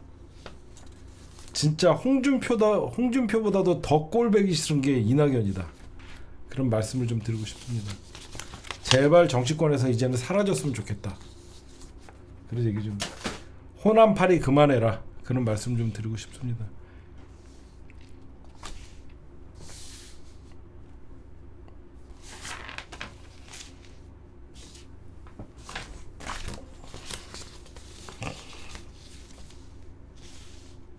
네, 오늘의 1부였습니다. 네. 네, 여러분들 한덕수 24일 날 한덕수가 국회 시정연설을 합니다. 왜 시정연설을 하냐면요. 권한대행으로서는 첫 시정연설을 하는데 어떤 예산 있죠. 뭐죠? 그 추경 시정연설을 권한대행으로서 하는 건데 12조 2천억 규모의 추경안을 국회에 제출했는데 민주당은 더 해야 된다. 이렇게 언발에 오줌 두기식으로 하면 안 된다라고 지금 얘기하고 있는 것이고, 권한대행이 시정연설을 하는 것은 1979년 최규화 이후에 처음에 하는 겁니다, 이게. 그래서 이제 한덕수는 사실상 권한대행이자 국힘당 대선 후보로 나가려는 인간이 뭔 지금 어떤 국무총리직을 유지하고 거기에 권한대행 자리를 유지하고 내란의 피의자로 있는 놈이 너무 뻔뻔하고, 지금 한덕수 추대위 뭐 이렇게 나온 자체가, 이건 국민의힘에서는 보면 여러분들이 보셔도 한덕수가 여러분들 왜 이번 대선에 아무 영향이 없다라고 여러분들에게 제가 편하게 보시라고 하냐면요, 몇 번을 제가 계속 반복해서 말씀드립니다. 제3지대론이나 빅텐트는요, 한마디로 정치권과 연관이 없는 참신함이 있어야 돼요. 그러니까 반기문도 그랬고 안철수도 그랬고 정치에 때묻지 않아서 그나마 처음에 영향이 있던 겁니다. 반기문도 처음에는 국내 정치와 상관없는 사람, 해외에 유엔 사무총장이었던 사람이 우리나라에 들어와서 과연 민주당 후보를 지지할 것인가 국힘당 후보를 지지할 것인가 막 요럴 때 관심이 가는 거예요. 무슨 말씀인지 아시겠어요? 반기문이나 이런 사람들이나 안철수 이런 사람들이 왜 처음에 주목을 받냐면, 이 사람이 정치 성향을 드러내지 않았기 때문에 민주당으로 갈 것이냐 국힘당으로 갈 것이냐, 이게 굉장한 어떤 시너지 효과나 파급력이 있기 때문에 하는 거지, 누가 봐도 한덕수는 그냥 윤석열의 따까리고 내란 대행이에요. 벌써 얘의 정치적 성향은 이미 윤석열, 국힘당 이쪽에 쏠려 있는 걸 다 아는데 한덕수가 무슨 주목을 받고 한덕수가 파급력이 있겠습니까? 사람들은 이미 한덕수 하면 국힘당, 내란 공범 이런 이미지가 있는데 무슨 제3대가 되고, 여러분들 그래서 파급력이 없는 거예요. 그래서 오히려 한덕수 카드가 뜨면 뜰수록 국힘당의 경선은 찬물을 끼얹는 것이고 국힘당의 경선은 예선전에 불과하다라는 얘기들이 자꾸 나오는 거예요. 응? 그러니까 여러분들이 이런 거 보면 공식성상에 무슨 한덕수 지지 추대그룹이 떴다 봤더니, 야 얘네들은 무슨 태극기 부대 20년 전 태극기 부대 모아놓은 사람들 같아. 보니까 이거 뭐 좀 이런 거 비하하면 그렇지만, 아니 그냥 할배 집단에 손자 하나 끼어 있어요. 서 있기도 힘드신 분들 어디서 모셔와갖고 한덕수 지지그룹이래요. 이거 보세요. 한덕수 지지그룹이라고 하는 사람들이 21대 대통령 한덕수 대통령, 아니 서 있기도 힘든 분들을 어디서 데려가다가 지금 이러고 앉아 있습니다. 한심하죠, 한심해. 한덕수가 여러분들 이제 노리는 거는 뭐냐? 지가 봐도 별거 없거든. 지가 봐도 별거 없다 보니까 이번에 24일, 25일 지금 오늘 여러분들 그 최상목이 있죠. 최상목이가 지금 출국을 했어요. 그 부총리 겸 뭐 지금 뭐 2+2 그 미국과의 뭐 협상을 위해서 지금 출국을 했는데 오늘 최상목이 출국할 때 현장을 좀 보여드리겠습니다. 상모가 매국 협상이란다 이건. 매국 협상 중단하라. 휴대폰은 왜 바꾸셨어요? 왜 개헌 문건은 받아놓고 안 받았다고 했었어요? 얘네들 다 곧 갈놈들이에요. 특검 출범하면 다 감옥에 갈 놈들이 무슨 협상을 하러 갑니까? 안 그래요? 매국 협상하러 가는 것들이에요. 제가 분명히 말씀드리지만 한미 통상협상 한덕수 최상목 아무것도 하지 마라. 오늘 최종건 전 문재인 정부 외교안보 차장이 나와갖고 얘기를 했는데 그냥 변명하기 좋아요. 대한민국의 대선이 40일밖에 안 남았기 때문에 우리가 지금 어떤 협상이나 이런 걸 권한이 없다. 다음 정부와 논의하는 게 맞다라고 하면 얼마든지 시간을 끌 수 있대요. 이 새끼들 왜 이래요? 응? 어떻게든지 한미 통상협상 매국 협상 맺어갖고 지 대선의 성과라고 하면서 떠들라고 하는 게 지금 한덕수의 야욕 아니에요? 응? 민주당이 방치하는 게 아니라 민주당이 할 수 있는 게 없어요. 그래서 지금 한덕수 탄핵하라는 소리가 나오는 겁니다. 자네가 이게 친위 쿠데타가 이게 더러운 겁니다. 친위 쿠데타가 윤석열은 탄핵 때도 윤석열의 그 따까리 새끼들이 하바리 새끼들이 남아 있어갖고 지네가 아직도 권력의 중심에 있다 보니까 이런 짓거리 하는 거예요.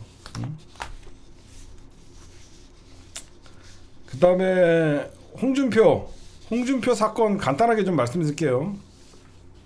먼저 결론부터 말씀드리면 홍준표의 측근 최모 씨라고 나오는데 최용이에요.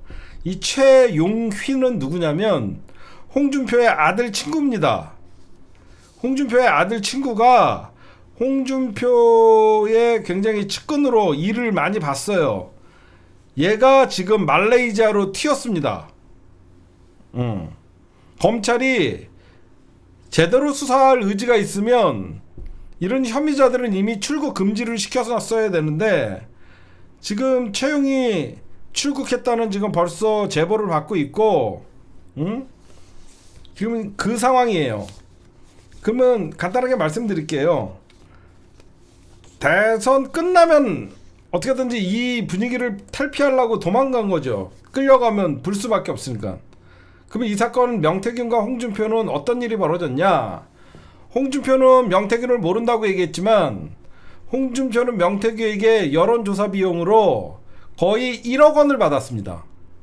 검찰 수사에 드러나는 게 명태균 측으로부터 홍준표는 1억 원을 받아서 그 돈을 어디에다 썼냐? 1억 원 중에서 5천만 원 정도를 김영선 선거에 쓴 거예요. 딱 떨어지잖아요.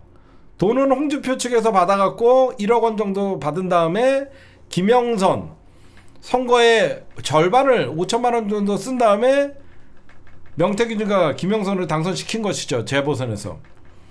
그래서 김영선의 세비 중에서 반을 명태균이가 가져간 거죠. 이제 딱 떨어지죠. 퍼즐이. 김영선 선거에 홍준표 측으로부터 받은 1억 원 중에 반을 썼기 때문에 김영선이는 자기 돈 들이지 않고 선거를 했기 때문에 명태균에게 세비 중에서 반을 준 거죠.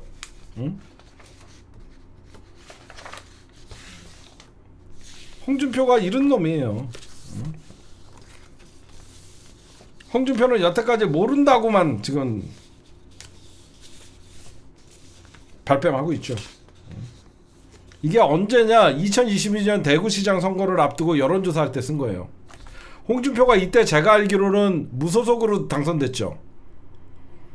아마 2022년 대구선 시장 선거할 때 국힘당 후보로 나가지 않았어요. 아마 홍준표가 이때 국힘당 후보가 아니라 무소속으로 나가고 아마 당선되는 바람에 여론조사를 되게 많이 돌린 거예요.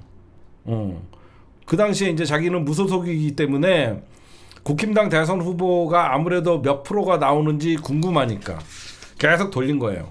이거는 뭐냐? 정치자금법 위반입니다. 정치자금법 위반을 한 거예요. 그랬는데 거기에 결정적인 증인이 도망간 거예요. 지금 민주당도 본분 망각한 한덕수 즉각 탄핵하자라는 목소리가 나오고 있는데 이건 좀 뭐 민주당이 어떻게 하든 간에 탄핵을 하든 어떤 시간을 그냥 40일만 참든 우리가 좀 봐야 될 것 같아요. 왜 그러냐면 이 권한대행이라는 사람은요, 대선을 관리해야 되는 사람이 대선을 출마하니 많이 이렇게 저울질하는 자체가 글러 처먹은 거예요. 그렇잖아요. 지가 대선을 관리해야 되는데 지가 국힘당이나 저쪽이랑 단일화를 하려는 후보면 어떻게 대선이 공정하게 관리가 되겠습니까? 말도 안 되는 거죠. 그 다음에 지금 여기저기서 이제 민주당 법사위나 임은정 검사나 여기저기서 지금 얘기하는 게 법무부에서 감찰관 알박기 논란이에요. 법무부, 대검, 감찰관. 법무부에도 감찰관이 있고요. 대검에도 감찰관이 있습니다. 법무부 감찰관은 대부분 지난해 법무부 감찰관은 12월부터 공석됐죠. 류혁, 여러분들 기억나시죠? 류혁 감찰관. 박성재가 이번에 내란 회의하자 그러니까 나 이거 회의 못 들어간다 그러면서 나와서 공석이 된 거예요. 법무부 감찰관 자리가. 그리고 그다음에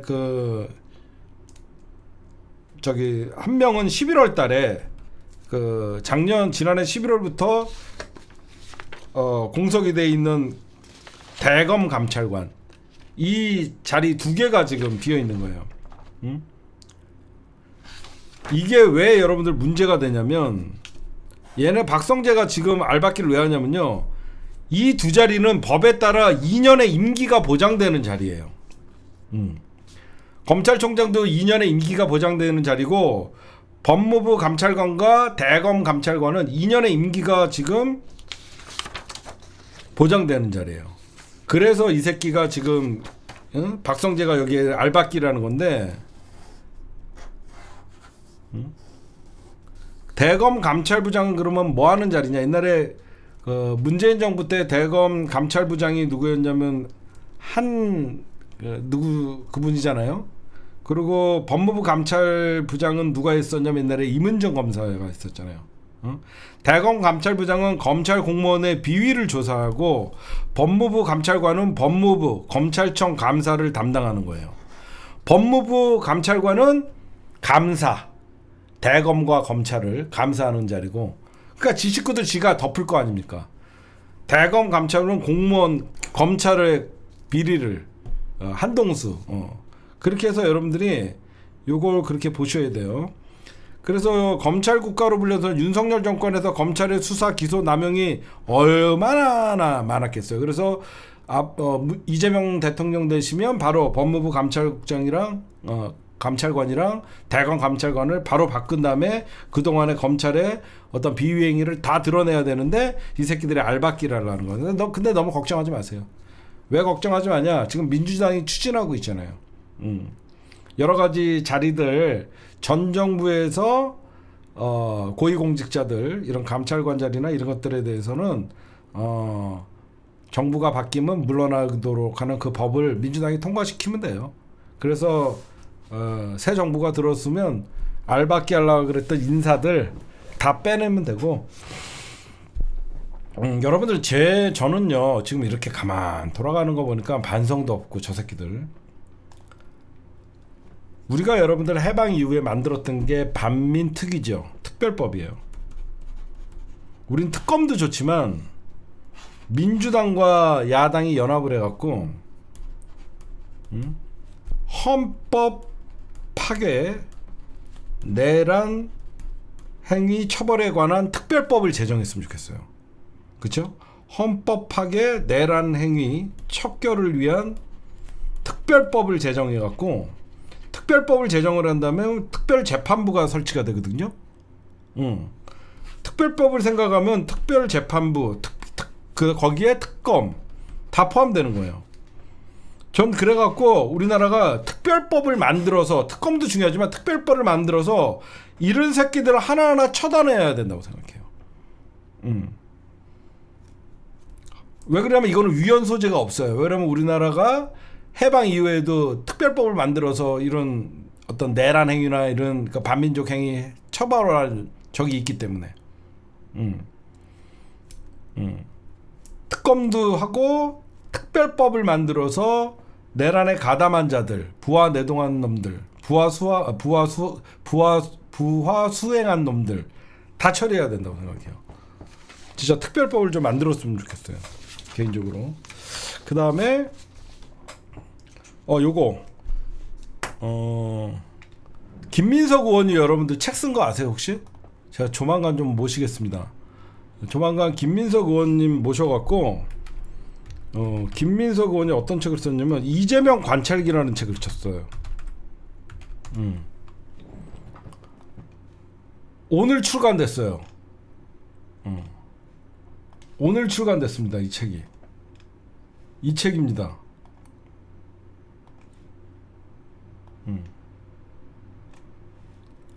이재명에 관하여.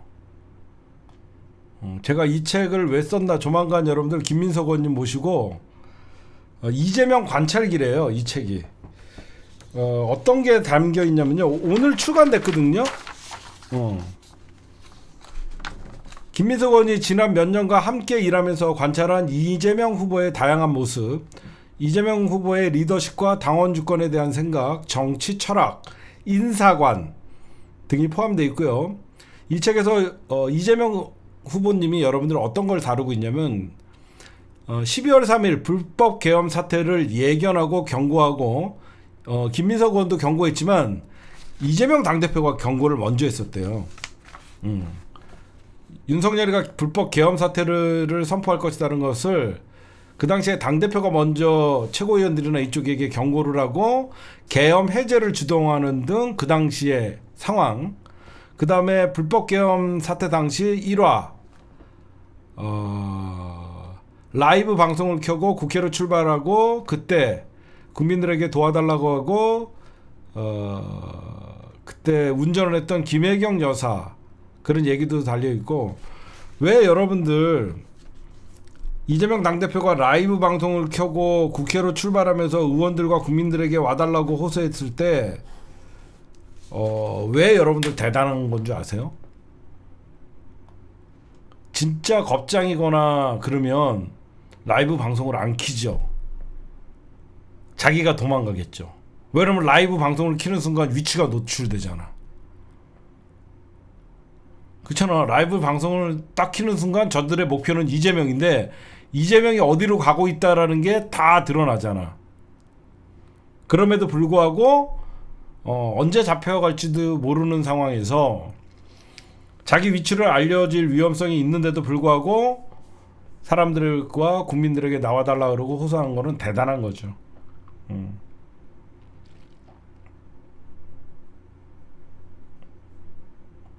이 책에는 이재명 당대표의 추천 글이 있습니다. 어떤 게 있냐? 김민석은 지난 몇 해 동안 어려운 문제에 직면할 때마다 중요한 자리에서 진지하게 최선을 다해 참 든든했다. 든든하게 함께 걸어준 동지이자 친구의 따뜻한 평가에 절로 고개가 숙여진다. 초심을 잃지 말고 저 잘하라는 마음으로 그대로 전해져 온다.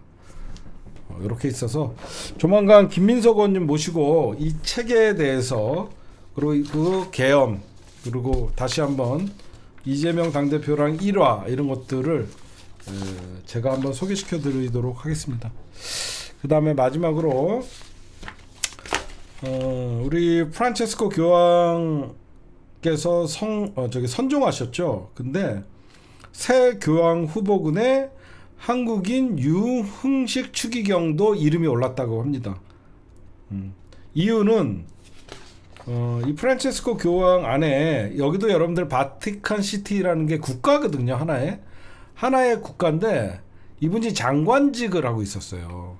장관직을 이분이 충남 논산 태생인데 51년생인데 이분이 여러분들 정말 훌륭한 분이에요. 제가 보면 이 유흥식 추기경은 남북 협력, 외국인 노동자 문제에도 쓴소리를 했고 최근에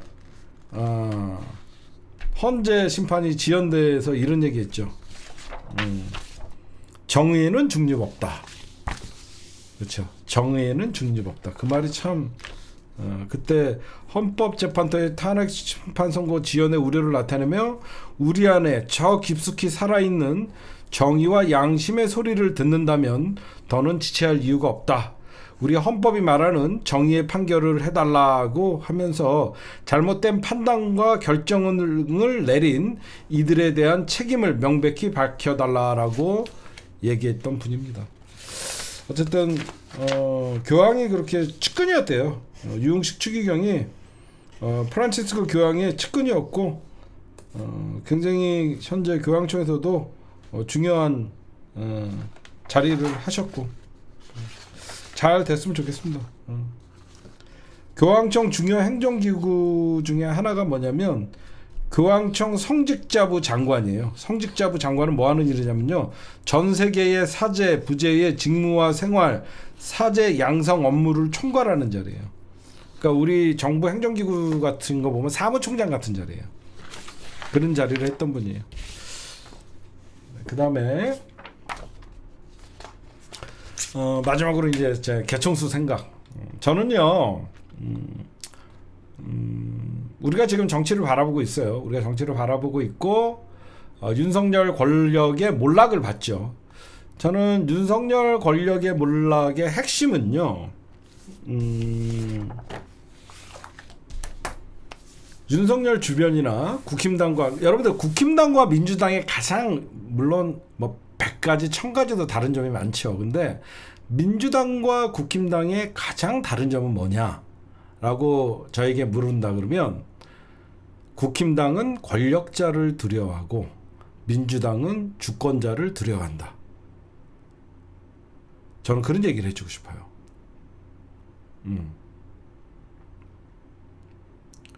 국힘당은 무식함 맞죠. 근데 저는 누가 딱 물어보면 국힘당은 권력자를 두려워하는 집단이고 민주당은 주권자를 두려워하는 집단이다. 왜 그러냐면 여러분들이 이제 많이 느끼잖아요. 저쪽은 윤석열이 대통령 된 다음에 알아서 기고 당대표도 날리고 지네 마음대로 합니다. 어떤 당원들이 뽑은 당대표를 권력자가 날리는 모습들도 봤고 우리는 당원들이 뽑은 권력자를 수박들이 날리려고 할 때 강하게 주권자들이 저항을 해서 당을 지키고 그래서 당원 민주주의가 설립이 되죠. 국힘당은 권력은 무섭지만 시민을 두려워하지 않습니다. 그래서 전두환이 같은 새끼가 나타나는 것이고 박정희 같은 새끼가 나타나는 거예요. 전두환이와 그 일당들이 시민을 무서워했다 그러면 시민에게 학살을 하지 않았겠죠. 권력자를 무서워하고 시민을 늘 아래로 보니까 여러분들 시민들이 두렵고 주권자가 두려우면 어디 총질을 합니까? 저는 앞으로 대한민국이 말로만 민주주의 국가 어떤 약자와 서민 이런 게 아니라 모든 정치인들이 권력자를 두려워하지 않고 주권자를 두려워하는 정치 그런 정치인들이 점점점 많아지고 그게 당연시되는 대한민국 정치 문화가 됐으면 좋겠고 두 번째 제발 이재명 대통령 시대가 나오면 정치의 사법화를 막아야 된다. 그 정치의 사법화라는 것은 우리나라의 가장 기득권 최상부에 있는 검찰 조직과 사법 조직, 그렇죠? 이 조직을 계속 개혁이라는 이름으로 압박을 해야 되는 정치가 이 이념 대결과 국힘당의 딴지 걸기로 인해서 개혁의 대상들에게 오히려 본인들의 목줄을 쥐어주는, 그러니까 정치권에서 얼마든지 토론과 타협 이런 일들을 하면서 정치에서 해결할, 정치가 제 기능을 발휘하지 못하니까 결국은 고소고발이 난무하고 그 고소고발에 의해서 국회가 사법권의 어떤 사법화가 되면서 검찰과 사법부가 오히려 정치권에 목줄을 주고 있다는 것이죠. 그 원인은 무엇이냐? 바로 국민을 두려워하지 않는 국힘당이 있기 때문에. 그래서 앞으로 대한민국 정치, 그리고 대한민국이 순기능, 입법, 사법, 행정이 제대로 돌아가려고 그러면 정치의 사법화를 막는 게 가장 급선무다. 그래서 국회 선진화법을 만들었듯이 국회에서 벌어지고 국회에서 발언한 일에 대해서는 고소 고발이 이루어지지 않도록 저는 그런 어떤 법안도 좀 만들어져야 되고, 이재명 당대표의 저런 말도 안 되는 공직선거법 위반 이런 것도 좀 더 디테일하게, 우리가 무조건 무슨 정적을 제거하기 위해서는 검찰과 사법부의 손을 빌리는 이런 일들이 발생하다 보니까 대한민국의 개혁의 대상들이 오히려 정치권을 압박을 하고, 그러다 보니까 개혁은 도태될 수밖에 없고, 저는 이 일들이 반복된다고 생각해서 제발 이제는 정치의 사법화를 막고 대한민국의 어떤 기득권으로 군림하고 있는 사법부는 우리가 단 한 번도 개혁을 시도한 적이 없어요. 좀 그런 일들이, 좀 좋은 일들이 많이 생겼으면 좋겠어요, 저는. 네, 오늘 제가 준비한 심층 분석은 여기까지입니다. 많이 시청해 주셔서 감사드립니다.